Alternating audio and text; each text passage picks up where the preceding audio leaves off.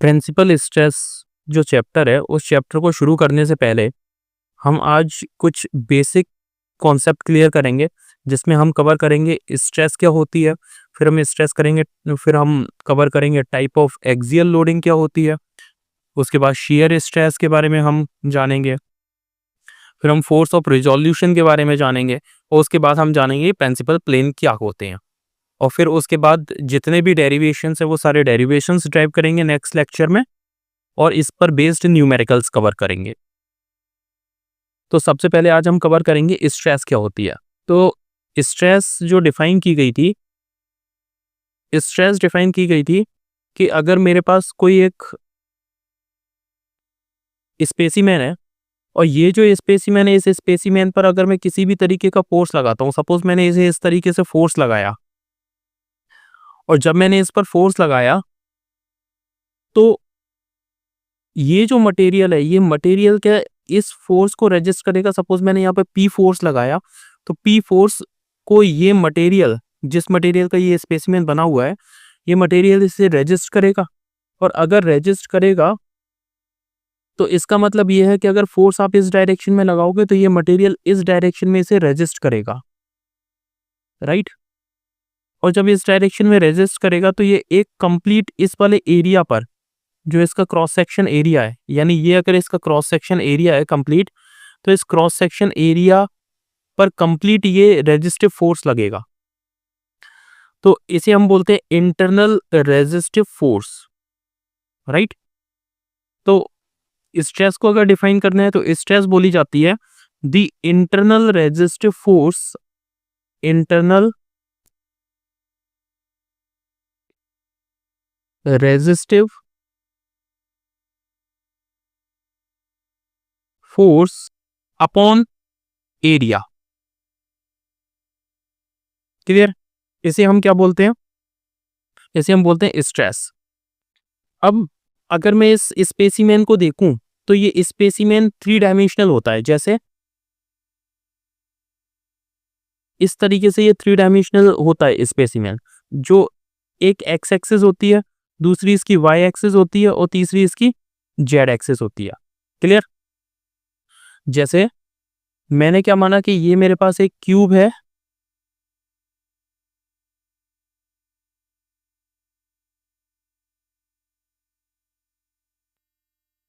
इस क्यूब में अगर मैं देखूं तो इस क्यूब की 3 एक्सिस है, ठीक है।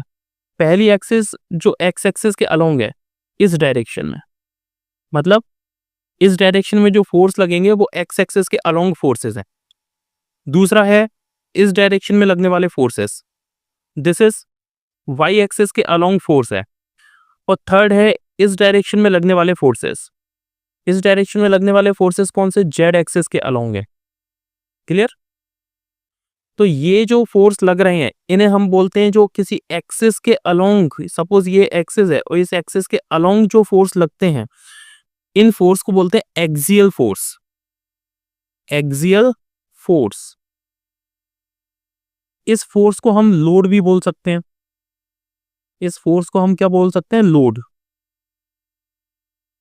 तो इसे हम क्या बोल सकते हैं? Axial load.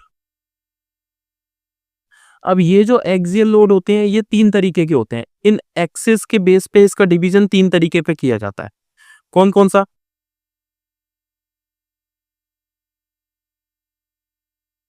एक्सियल लोड पहला,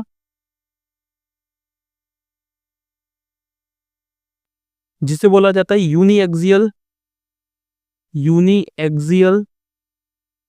लोड। दूसरे को बोला जाता है biaxial load, biaxial load. तीसरे को बोला जाता है ट्राई एक्सियल लोड,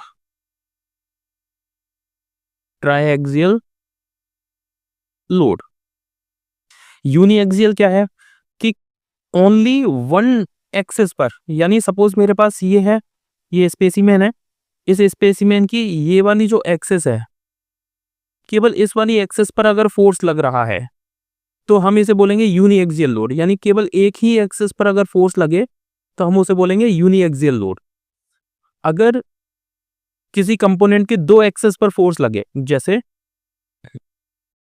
मैंने ये क्यूब लिया, इस क्यूब में मैं बोल रहा हूं कि इधर एक्स एक्सेस पर भी फोर्स लग रहा है और इधर वाई एक्सेस पर भी फोर्स लग रहा है, दोनों एक्सेस पे फोर्स लग रहा है। इस वाले फोर्स को मैंने मान लिया सिग्मा एक्स, इस वाले फोर्स को मैंने मान लिया सिग्मा वाई। ओके, तो इधर भी सिग्मा वाई होगा स्ट्रेस, इधर भी स्ट्रेस कितनी होगी, सिग्मा एक्स। तो ये इस तरीके की जो स्ट्रेस है या फिर इस तरीके का जो फोर्स है, सपोज ये फोर्स है तो इसे मैं बोलूंगा पी एक्स, इस वाले फोर्स को मैं बोल सकता हूँ वाई वाले को पी वाई। क्लियर? ये भी क्या हो जाएगा, और पी वाई, या फिर इसे मैं लिख रहा हूँ पी एक्स। क्लियर? तो ये जो लोड है, सिंस ये दो एक्सेस पर लग रहे हैं, ये एक्स एक्सेस है और ये वाली वाई एक्सेस है, तो एक्स एक्सेस वाई एक्सेस पर लग रहे हैं, इसलिए हम इसे बोलेंगे वाई एक्सियल लोड। अगर तीनों एक्सेस पर लोड लग रहा हो, जैसे ये जो क्यूब है, इस क्यूब में अगर ये मैं देखूं तो एक्स एक्सेस वाई एक्सेस और z axes, x y and z. अब इस डायरेक्शन में भी फोर्स लग रहा है, इस डायरेक्शन में भी फोर्स लग रहा है, इस डायरेक्शन में भी फोर्स लग रहा है, और इस डायरेक्शन में भी फोर्स लग रहा है। अगर ये एक्स एक्सेस पे फोर्स लग रहा है तो मैंने इसे बोला पी एक्स, इस पे लग रहा है तो इसे मैंने बोला पी वाई, और इधर जेड एक्सेस पे लग रहा है तो पी जेड। अगर तीनों डायरेक्शन में फोर्स लग रहा है तो इसे हम बोलते हैं triaxial load. Clear? Biaxial load कहाँ लगता है, सबसे ज्यादा यूज होने वाला लोड होता है वाई एक्सियल लोड, जैसे सिलेंडर। सिलेंडर। अब अपन थर्ड पॉइंट कवर करेंगे कि what is shear stress. What is shear stress? Shear stress बोला जाता है कि अगर कोई भी स्पेसिमेन है, सपोज ये एक स्पेसिमेन है और इस स्पेसिमेन पर अगर कोई लोड इसके क्रॉस सेक्शन एरिया के अलोंग लग रहा है, जैसे ये वाला इसका क्रॉस सेक्शन एरिया है, राइट, इधर इसका क्रॉस सेक्शन एरिया ये रहा। अगर कोई भी लोड इसके क्रॉस सेक्शन एरिया के अलोंग लग रहा है, क्रॉस सेक्शन एरिया के अलोंग कैसे, जैसे मान के चलो कि ये मेरे पास पेन है, ये पेन है, ठीक है। अब इस पेन का ये है क्रॉस सेक्शन एरिया, ये। क्लियर? ये वाला जो एरिया है that is a cross section area. अगर इसकी एक्सेस कहाँ है, एक्स एक्सेस ये रही, मिड से होकर के इसकी एक्स एक्सेस पास होगी, ठीक है। मान के चलो कि मैंने क्या किया कि इसके क्रॉस सेक्शन एरिया के, ये देखो ये है इसका क्रॉस सेक्शन एरिया, इसके अलोंग में ऐसे फोर्स लगा रहा हूं, ऐसे। क्लियर? तो this is a cross section area. और अगर मैं ऐसे फोर्स लगा रहा हूं, इस साइड से पकड़ के इसे खींच रहा हूं या पुश कर रहा हूं, तो दिस इज नॉर्मल फोर्स। और अगर मैं इसके क्रॉस सेक्शन एरिया के पैरेलल फोर्स इस तरीके से लगा रहा हूं, तो this is a shear force. तो देखिए ये स्पेसिमेन मैंने बनाया। अब ये जो स्पेसिमेन बनाया हुआ है, इस स्पेसिमेन पे ये इसके क्रॉस सेक्शन एरिया के अलोंग फोर्स लग रहा है, ठीक है। तो इसे मैं या तो ऐसे लगा दूं या फिर इसे मैं इसके परपेंडिकुलर ऐसे लगा दूं, right. This is a perpendicular force, यानी टेंजेंशियल फोर्स। Tangential force. तो पहला कॉन्सेप्ट तो ये क्लियर हुआ कि शियर जो फोर्स होगा वो टेंजेंशियल फोर्स होगा, ठीक है। अब ये जो टेंजेंशियल फोर्स है वो इसके क्रॉस सेक्शन एरिया पे लगेगा, तो हम इसे कैसे डिफाइन करेंगे, हम इसे डिफाइन करेंगे कि शियर स्ट्रेस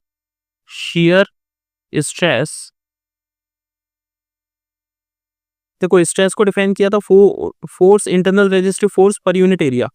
तो अपन इसे कैसे डिफाइन करेंगे, शियर स्ट्रेस को, the shear force per unit shear area.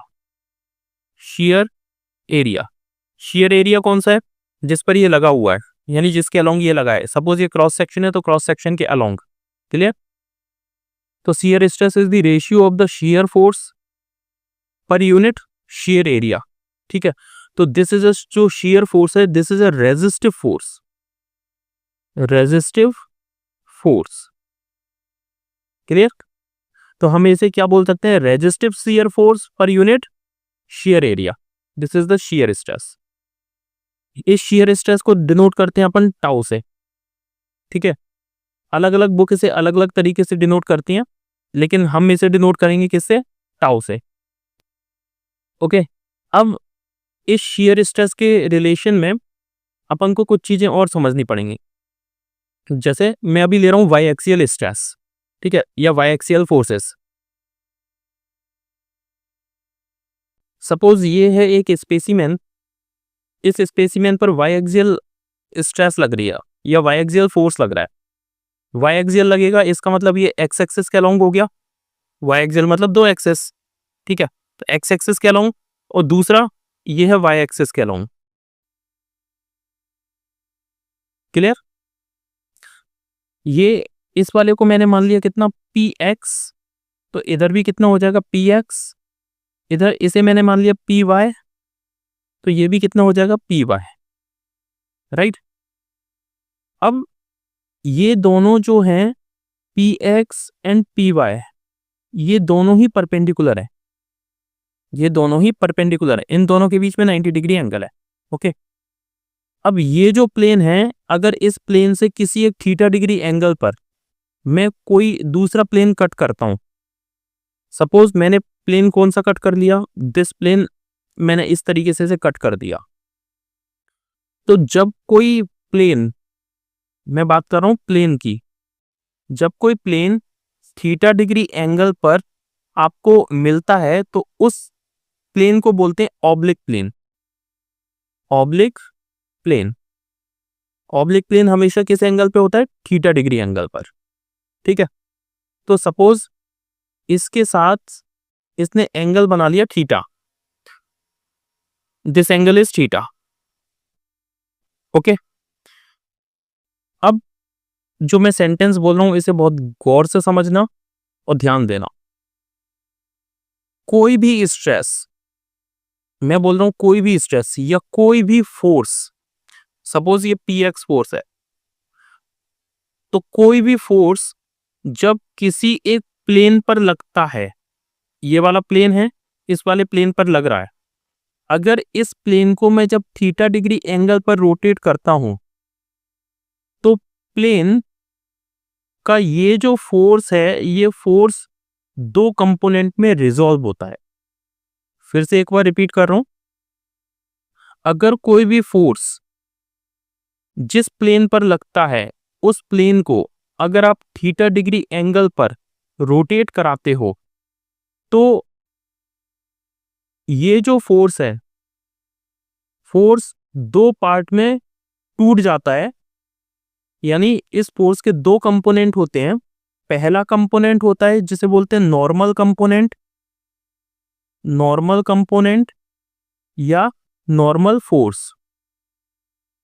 दूसरा जो कंपोनेंट होता है उसे बोलते हैं शीयर कंपोनेंट, शीयर और tangential component, tangential component.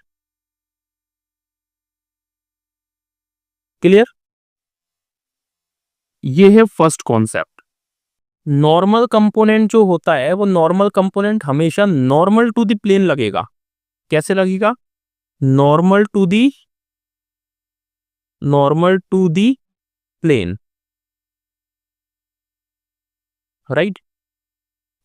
Tangential component जो होता है, वो टेंजेंशियल कंपोनेंट लगता है हमेशा along the plane, along the plane. इस बात को थोड़ा सा अच्छे से समझते हैं। जैसे ये है, ये एक प्लेन है और इस पर ये लग रहा है फोर्स, ठीक है। तो इस प्लेन के परपेंडिकुलर ये वाला फोर्स है, तो इसे हम कौन सा फोर्स बोलेंगे? नॉर्मल फोर्स, ठीक है। अगर इसी प्लेन के अलोंग फोर्स लगता, जैसे इस तरीके से कोई फोर्स लग रहा होता, तो इस फोर्स को अपन क्या बोलते हैं? इस फोर्स को अपन बोलते हैं शीयर फोर्स, शीयर फोर्स। और इस फोर्स को अपन कैसा बोल रहे हैं? This is normal force. अब अभी मेरे पास केवल एक ही कंपोनेंट था, एक कंपोनेंट यानी पी एक्स। इस पे एक्चुअल में कितना कंपोनेंट लग रहा है? केवल एक component, that is a P x. लेकिन जब इसी वाले प्लेन को मैं थीटा डिग्री एंगल पर रोटेट करा के यहाँ पर लेकर के आता हूँ, तो इसका ये जो पी एक्स कंपोनेंट है ये दो कंपोनेंट में डिवाइड हो जाएगा, पहला नॉर्मल में और दूसरा शेयर में, राइट। तो ये वाला जो प्लेन कहलाता है, इस वाले प्लेन को बोलेंगे जो थीटा डिग्री एंगल पर है, इसे बोला जाता है ऑब्लिक प्लेन, ऑब्लिक प्लेन। आगे देखते हैं इसे। मैंने क्या किया, ये कंपोनेंट लिया जो थीटा डिग्री एंगल पर है, ये वाला कंपोनेंट हो गया, this is theta, this is A B C, मैंने इसे नाम दे। इसमें इस डायरेक्शन पे फोर्स लग रहा था जिस फोर्स को बोला गया पी एक्स। ये जो पी एक्स है, ये पी एक्स इस वाले प्लेन पर भी इस डायरेक्शन में एक्ट होगा, this is P x, right.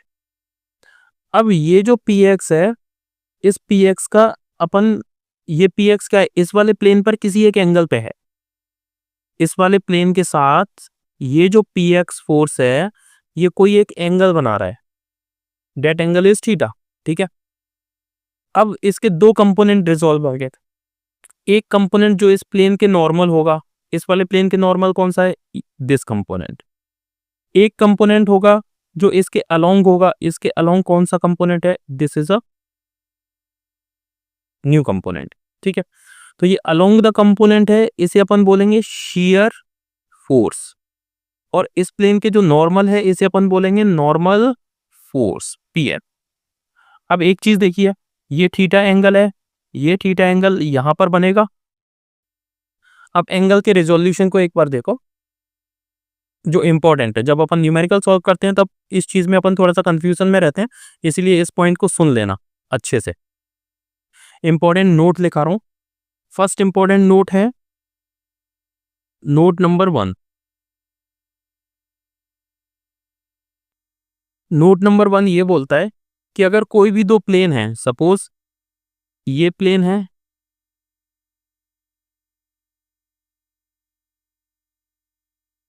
ये प्लेन है, अगर इन दोनों प्लेन के बीच में एंगल थीटा है, तो इन दोनों के जो नॉर्मल होंगे, यानी इस वाले प्लेन का परपेंडिकुलर, इस प्लेन का परपेंडिकुलर मैं कैसे खींचूंगा, ऐसे, और ये वाला जो प्लेन है इस वाले प्लेन का परपेंडिकुलर, इसका प्लेन का परपेंडिकुलर मैं ऐसे खींचूंगा, तो इन दोनों के परपेंडिकुलर के बीच में भी वही एंगल होगा, कौन सा एंगल, थीटा एंगल। तो this is a theta angle, okay. पहला कॉन्सेप्ट कि जो जिन दो प्लेन के बीच में एंगल है वही एंगल सेम इन दोनों प्लेन के नॉर्मल्स के बीच में बनेगा, यानी इनके परपेंडिकुलर्स के बीच में बनेगा, ठीक है, पहला कॉन्सेप्ट। अब दूसरा कॉन्सेप्ट कि नोट नंबर 2, नोट नंबर 2, अगर कोई एक प्लेन है, ये रहा प्लेन, इस प्लेन पर अगर मैंने कोई एक फोर्स लगाया, दिस फोर्स, ठीक है, अगर ये फोर्स, फोर्स का मैग्नीट्यूड मैंने मान लिया कि ये P है, और ये इस प्लेन के साथ थीटा एंगल पर है, तो इस वाले फोर्स के दो कंपोनेंट होंगे। पहला कंपोनेंट होगा, पहला कंपोनेंट है ये हॉरिजॉन्टल और दूसरा कंपोनेंट है वर्टिकल। इन दोनों फोर्स कंपोनेंट के बीच में 90 डिग्री का एंगल होगा, मींस ये वाला एंगल कितना होगा, 90 डिग्री, राइट। तो जिसके साथ थीटा एंगल बन रहा है, देखो ये है P और ये है इसका फोर्स, तो यहां इन दोनों के बीच में भी थीटा एंगल बनेगा, this angle will be theta, right. तो इसका ये वाला जो कंपोनेंट होगा, ये जो कंपोनेंट होगा जिसके साथ थीटा एंगल बन रहा है, वो वाला कंपोनेंट होता है फोर्स का कॉस कंपोनेंट, तो दिस इज कॉस कंपोनेंट। और इसका ये जो वर्टिकल वाला कंपोनेंट होगा, ये वाला कंपोनेंट होगा साइन कंपोनेंट, तो P साइन थीटा, ओके। तो ये याद रखना कि जिस प्लेन के साथ थीटा एंगल बनता है वो वाला कंपोनेंट होता है कॉस कंपोनेंट, और जिसके साथ थीटा एंगल नहीं बनता उसके साथ वो वाला कंपोनेंट होता है साइन कंपोनेंट, राइट। तो ये वाला हो गया साइन कंपोनेंट। ये अपन ने यहां तक इस चीज को कवर कर लिया। एक यहाँ पे इंपॉर्टेंट नोट ये भी है, नोट नंबर 3, कि हमेशा जो रिजोल्यूशन होता है वो हमेशा फोर्स का ही होता है। फोर्स रिजोल्यूशन मतलब हमेशा केवल और केवल फोर्स का ही रिजोल्यूशन होता है। मान के चलो कि यहाँ पर मैं स्ट्रेस लिख के देता, तो स्ट्रेस को पहले एरिया से मल्टीप्लाई करते तो फोर्स में कन्वर्ट होता, और इस फोर्स का फिर अपन रिजोल्यूशन करते। सिमिलरली अगर यहाँ पे मैं प्रेशर देता, तो प्रेशर अगर होता तो प्रेशर का पहले एरिया से मल्टीप्लाई करते, तो ये फोर्स में कन्वर्ट हो जाता, फिर उस फोर्स को रिजोल्व करते। तो रिजोल्यूशन ओनली फोर्स का होता है, ओनली फोर्स का रिजोल्यूशन होता है। तो this is a important thing. Clear? तो पहले देखो, ये मैंने दो पार्ट में डिवाइड किया था पी एक्स को, एक नॉर्मल फोर्स और दूसरा शेयर फोर्स। ठीक है, तो ये एंगल थीटा था, तो इसका ये देखो ये नॉर्मल कंपोनेंट होगा, ये नॉर्मल कंपोनेंट इसका किस में कन्वर्ट हो जाएगा, इसका कॉस कंपोनेंट में कन्वर्ट हो जाएगा। तो देखो मैं इसे क्या लिख सकता हूं, this is equals to P x का नॉर्मल कंपोनेंट, तो P x into cos theta. ये पी एस इसके साथ थीटा एंगल नहीं बन रहा, तो ये किसके बराबर होगा, P x into sine theta. Clear? तो इस फोर्स रिजोल्यूशन के बेस पर मैंने इसका रिजोल्यूशन कर दिया फोर्स का, पी एक्स साइन थीटा और P x cos theta. Okay okay, thank you. अपन नेक्स्ट लेक्चर में कवर करेंगे principal stress, principal stress. Thank you.